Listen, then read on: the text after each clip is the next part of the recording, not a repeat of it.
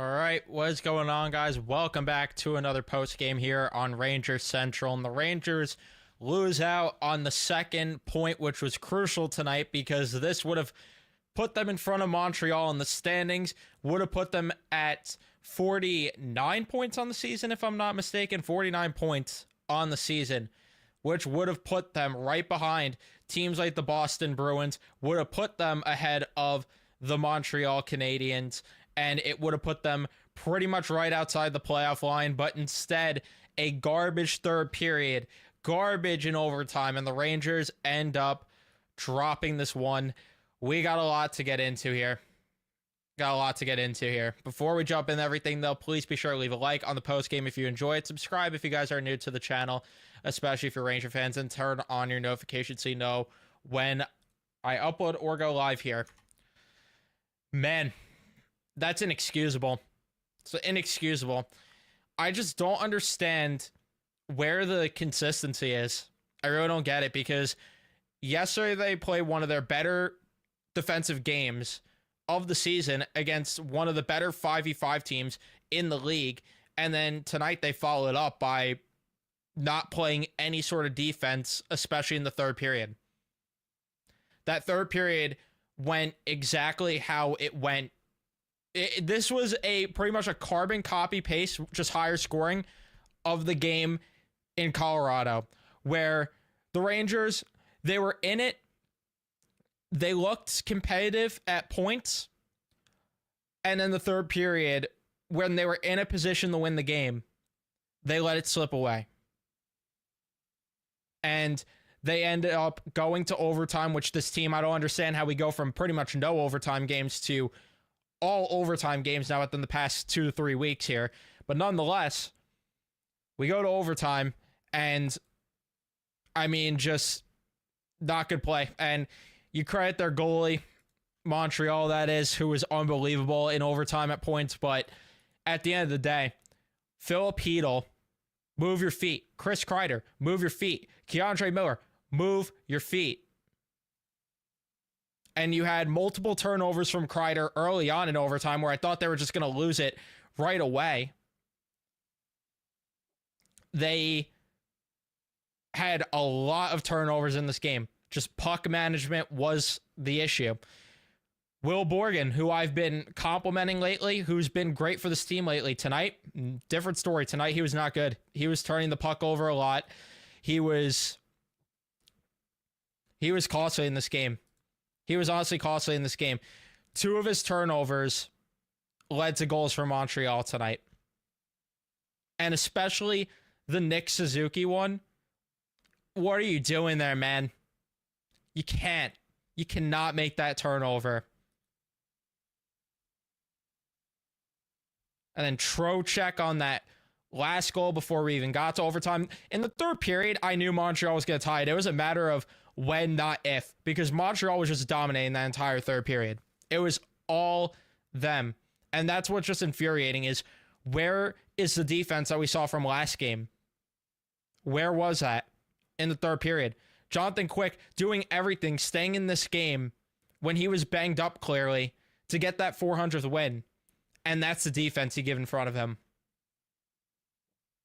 That's disgraceful, man. That just is.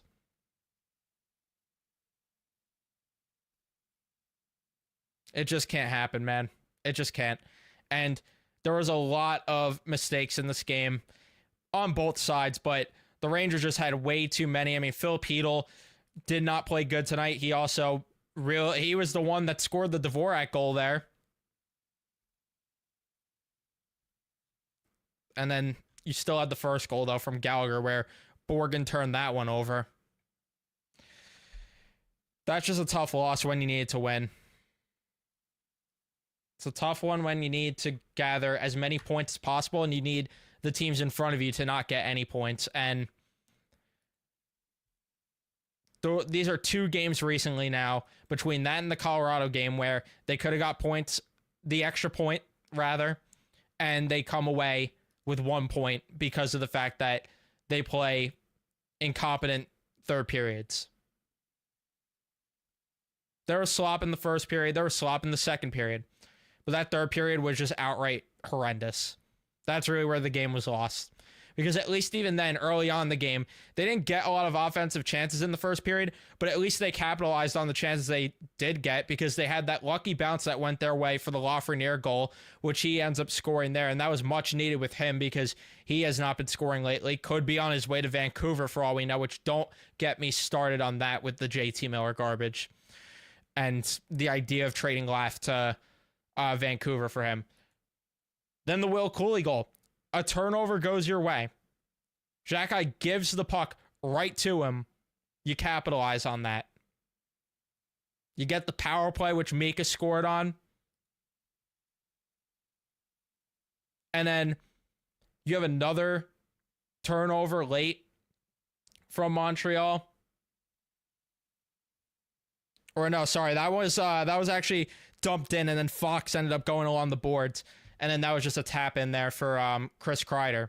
But Chris Kreider, right in front of the net, nobody there, takes advantage of it. And you go into the third period with the lead 4-3. Whether it was deserved or not, I don't know. But Jonathan Quick put you in a position to be there. The least you could do is play a good third period in front of your goalie. And that just didn't happen tonight.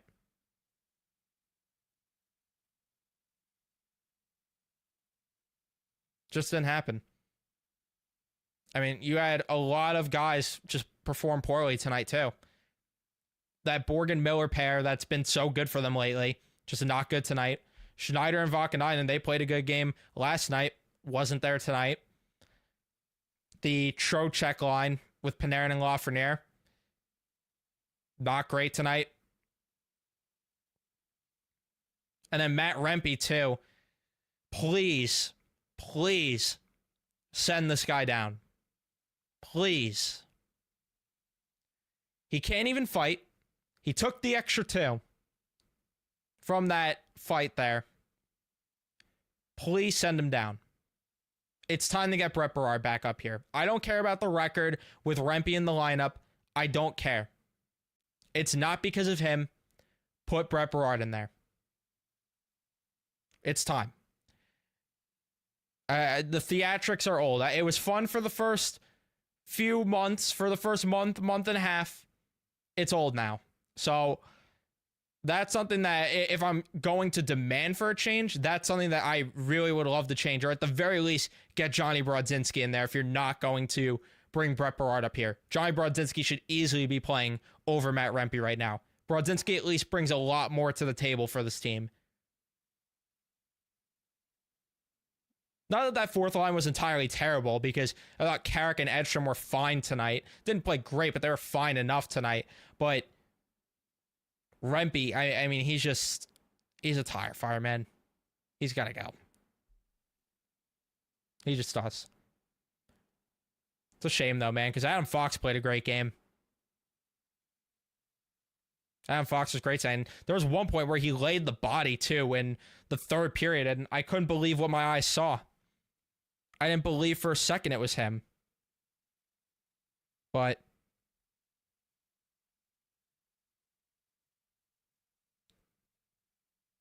oh no, JT Miller not on the ice. I just saw now.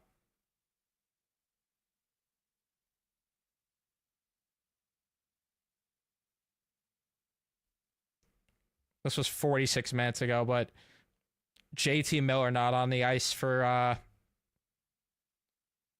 Vancouver. Or for whatever this is.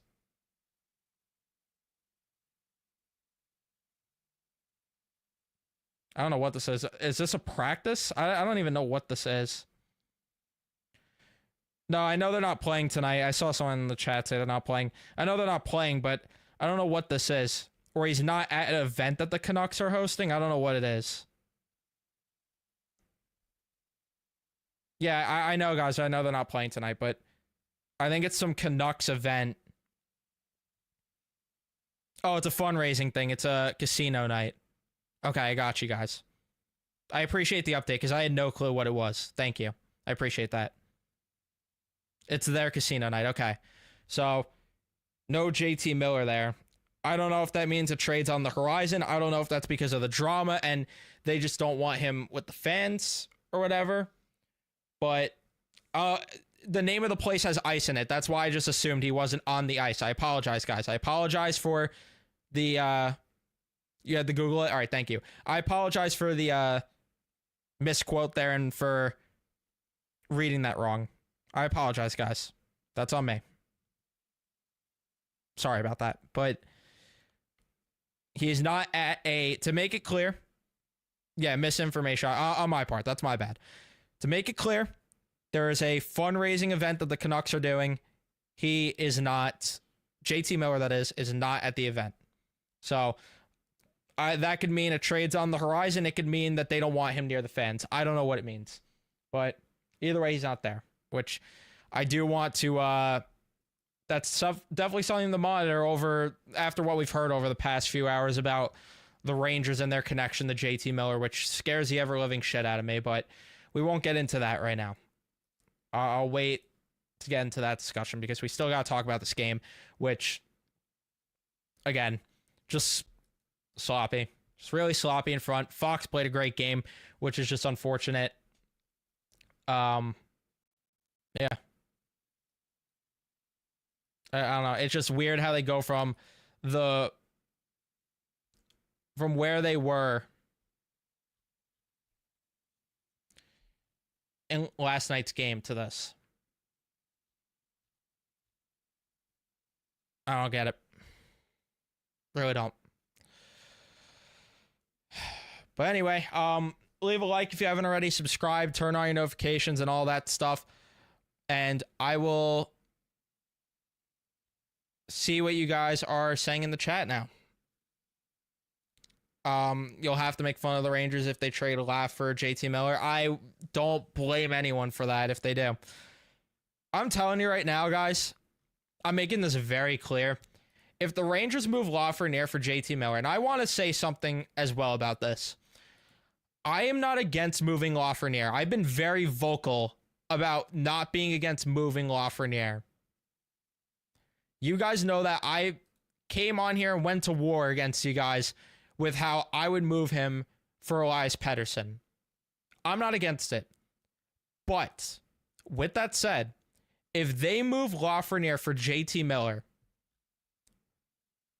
that's going to push me to a level that where I'm sorry, I don't know.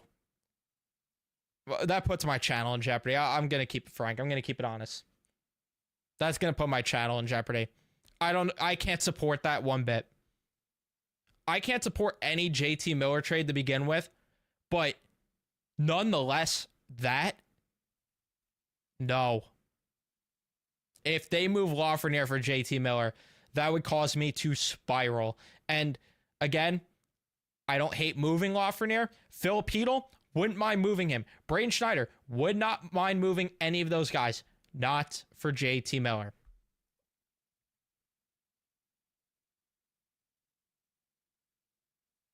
No way.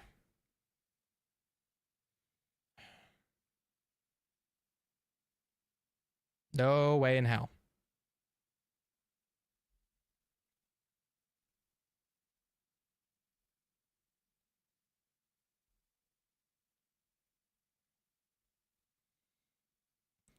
And it's just insane that it's even a possibility. Like, the fact that we have to question if Chris Drury is actually going to make that move is sad to begin with.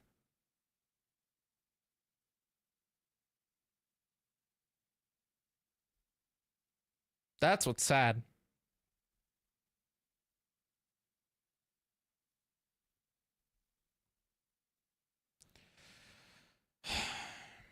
But yeah, I don't even want to get into that. You do not move Lafreniere in a deal for JT Miller. You just don't do that. You just don't. Yeah, I haven't been a fan of Panarin's play lately either. I definitely haven't.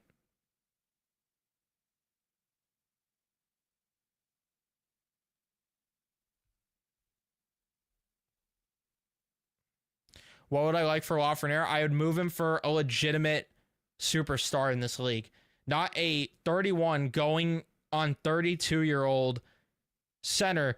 And this is what drives me insane. I'm about to go on a rant. How is it that Lafreniere is even being discussed as a name in this deal when JT Miller is pretty much being like, he's being ran out of town right now. He's being ran out of Vancouver. How do they have the leverage to the point where they could potentially get Lafreniere in a JT Miller deal? What, because he had 103 points last season? He's not looked the same from what he did last season. He's a guy that's known to be a headache everywhere he's gone. Here, Tampa Bay, which is why they moved him, and now Vancouver. He's being ran out of town. He's on the decline. How in the world is this even a conversation?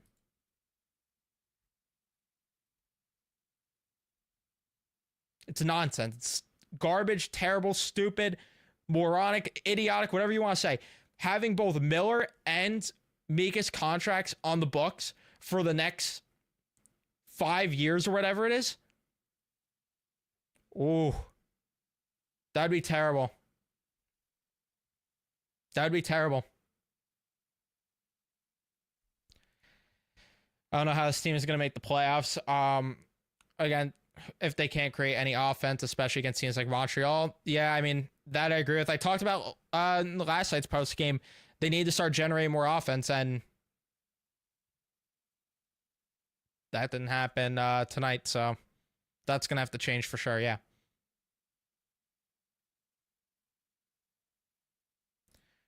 Ottawa's not moving Brady Tkachuk, guys. I tried to push the agenda. I wanted it to be real. I wanted it to happen.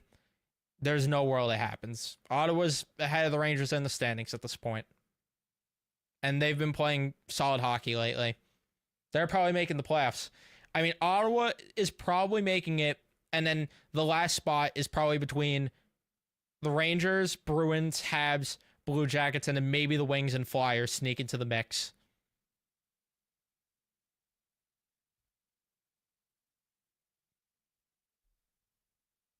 And this is the point. The locker room has had issues at the very least. I don't know if it's better now or what, but there's been so many issues in that locker room lately. Why are we looking to cause trouble here? I don't understand it. And this is it too. I agree with this point entirely, that the Rangers need to, if they want to even be in the playoffs or even talk about, doing anything in the playoffs, you got to close out games better. You have to close out games better. This has been a trend lately that they just have an inability to close out games. I agree with that one.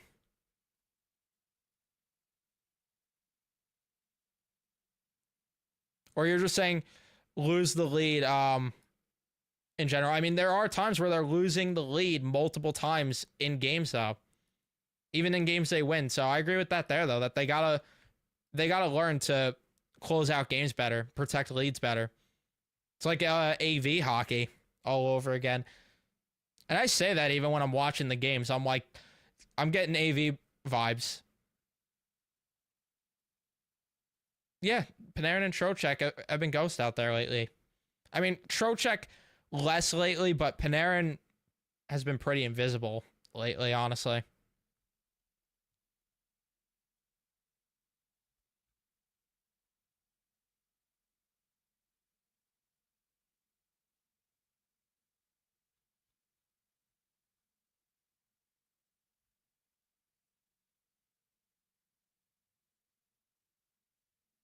JT Miller would make Mika cry on day one. That's what I'm saying, though. So you're going to just, bring the Vancouver drama here. Like, I picture the dynamic that JT Miller and Elias Pettersson have. That's how I would envision the JT Miller and um Mika Zibanejad relationship going. And the reason I say that is because of the fact that, one, they're both centers, two, completely different personalities. And I want to make it very clear, because I've been on the record before of saying this team needs to get guys in here that will change the culture. There's a difference between culture changing guys and just outright pricks. There's a very big difference. JT Miller is just outright a prick.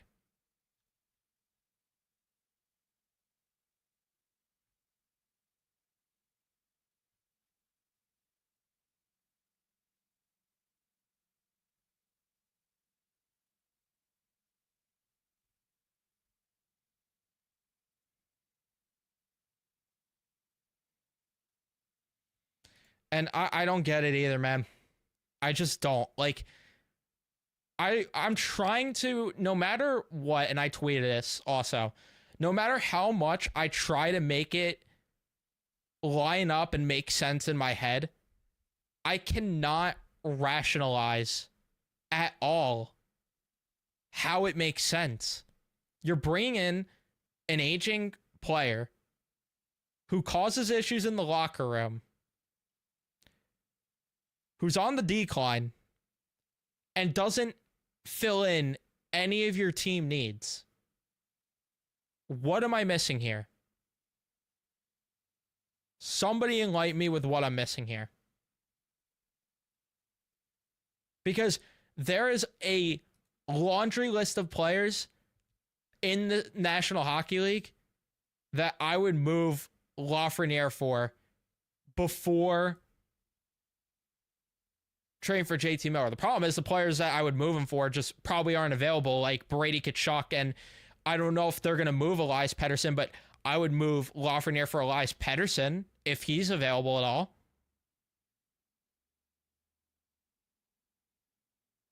Before Philly signed Travis Konecny, I would have loved if the Rangers could have traded for him, but that's definitely not happening now, especially with the way that he's playing this year. He's been on a tear this season.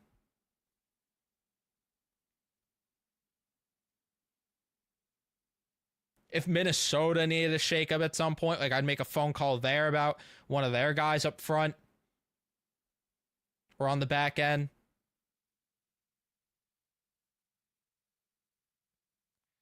I don't think they would use JT Miller for another trade chip, because what is he... One, what is he getting if you flip him? Two, is he going to waive his no trade clause if they flip them?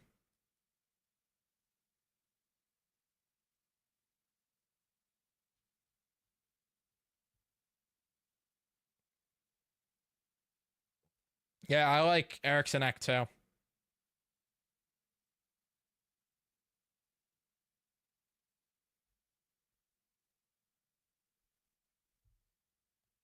I like Eriksson Ek a lot, but he's not available for sure.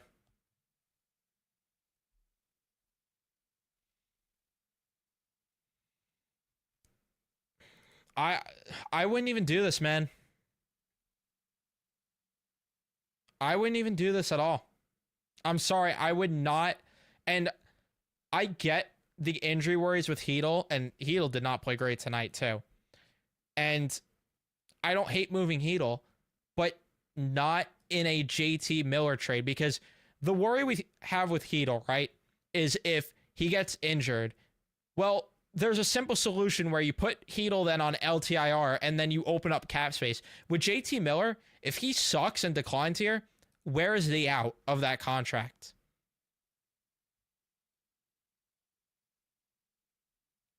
I mean, Drury should be fired to begin with, but yeah, if he trades Lafreniere, I mean, even just like trading for JT Miller, to me, is a fireable offense to begin with. Being interested in him is a fireable offense to begin with, but especially if it's Lafreniere,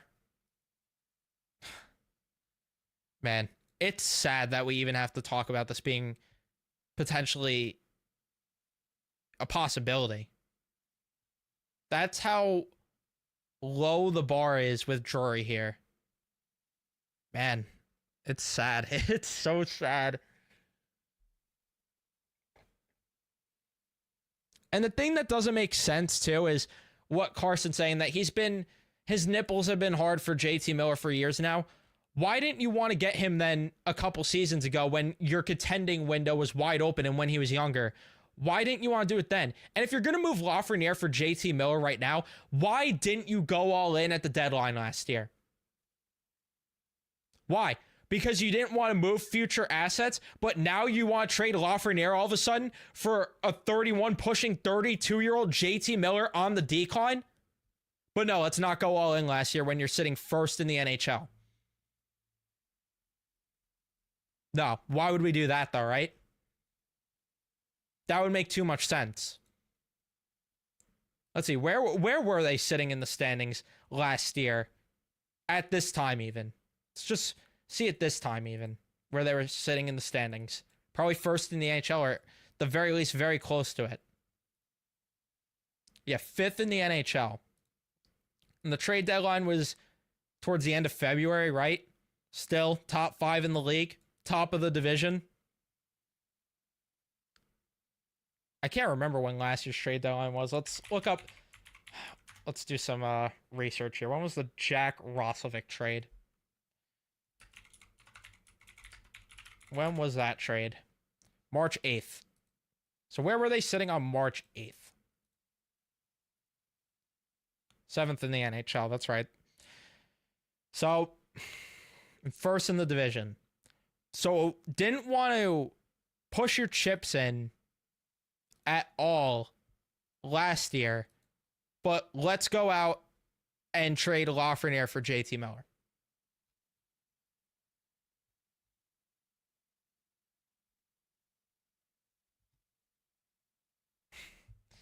I can't, man.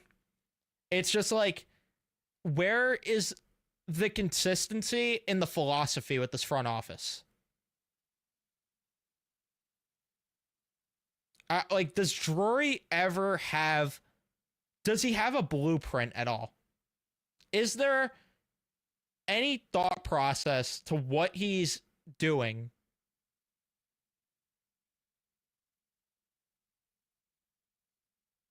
Because there was no pivot option for not landing Gensel last year.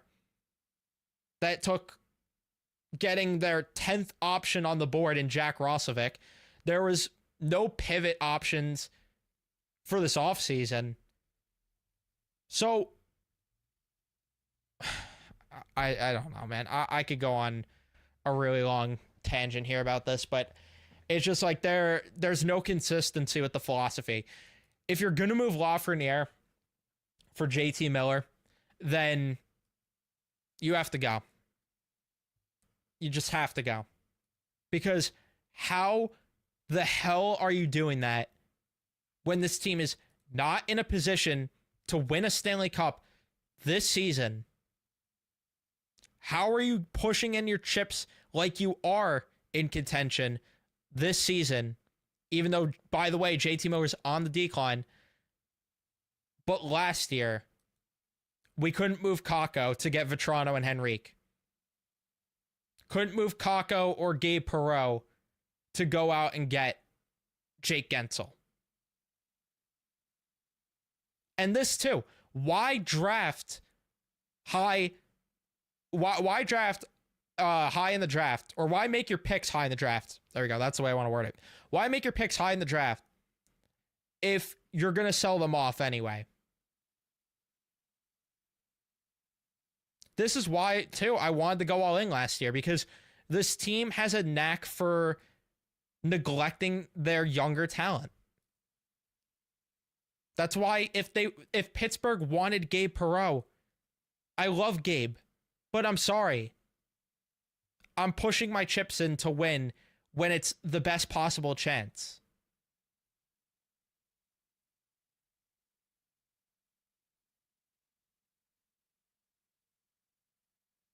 And this too. And JT Miller even admitted himself he needed to get out of New York and Tampa, and the trade to Vancouver is what woke him up. And we're still back at square one with him to where there's drama.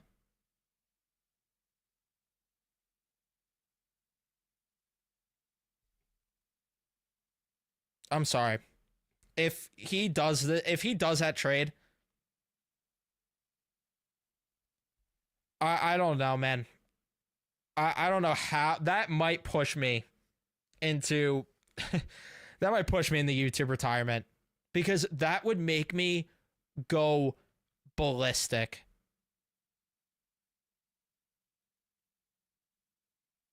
It genuinely would. Even the thought of it, just like it got me on a rant here. It got me on a rant regardless, the thought of it. But if they actually do it, I'm going to turn to the Joker.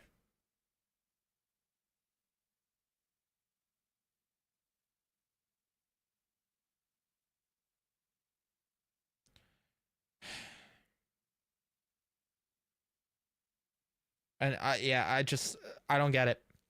I don't get the blueprint because we hear in some articles they want to sell off at the deadline, which makes me think, okay, at least Drury has awareness of, what he wants to maybe do, which is stockpile picks and retool and try to fix this on the fly to get back to the dance next year. But at least you have some ammo for next year. And then he goes out and potentially is going to trade for JT Miller, which counters that whole philosophy. Mika already said he's not waiving to go to Vancouver. There's that conversation is not relevant because it's already been reported that he's not open to waiving for Vancouver. So we could take that conversation and chuck it out the window. There's no discussion on that one.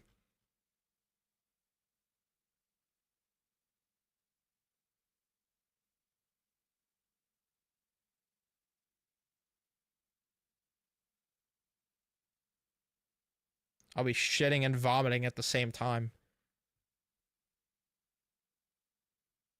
And this is what I'm saying, Sharp. This is exactly what I'm saying.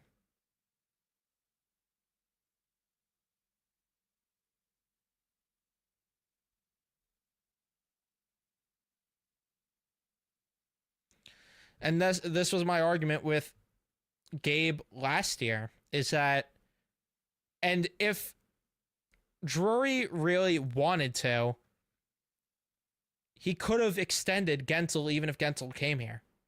Because if he just did the Trouba fiasco garbage earlier on in the summer like it should have been done, then whatever. I'm not going down that rabbit hole. I'm not going to go down the there's just no point. What's done is done there. I'm not going to go down that route.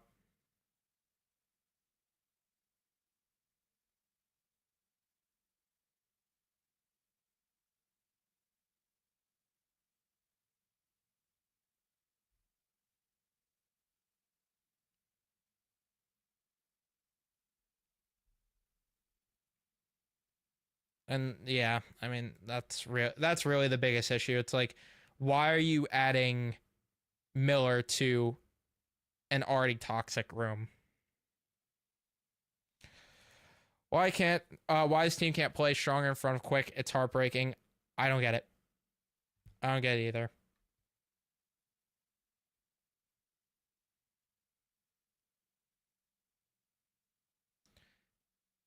Because I don't know if he even had a chance, honestly, on any of those goals. And I felt he should have. I thought he should have came out of the game when he felt a little off, but I mean, he ended up being fine. He looked shaken up for the rest of the game, but I don't know. I would have liked maybe.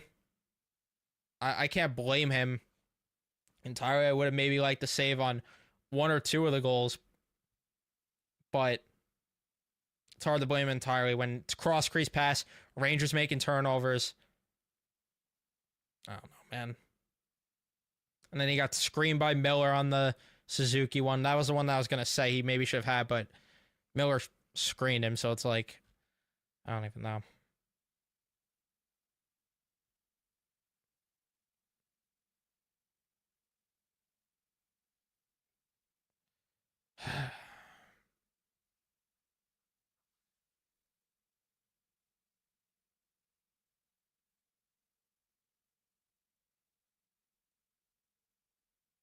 Yeah, Borgen threw the pizza there too.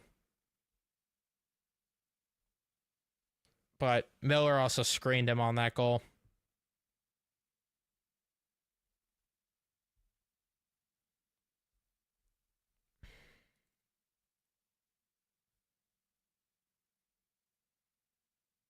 Yeah, Borgen did not have a good game tonight. Definitely not.